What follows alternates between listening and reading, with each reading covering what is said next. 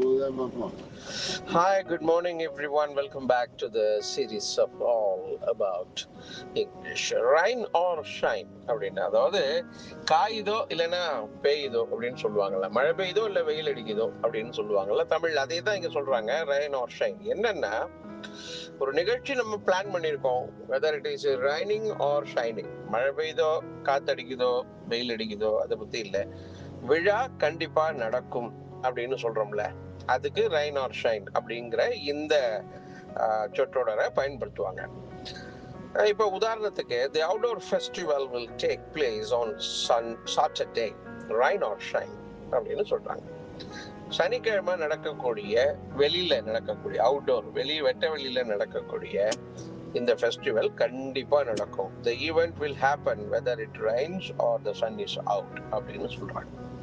So பெய்தோ காய்தோ விழா நிச்சயமாக நடக்கும் அப்படிங்கிறது தான் இதோட இது. ஒரு நிகழ்வு அல்லது நம்மளோட பிளானு அது நிச்சயமாக நடக்கும் அப்படின்னா அப்ப கூட நம்ம இந்த ரெயின் ஆர் ஷைன் அப்படிங்கிறத நாம் பயன்படுத்தலாம்.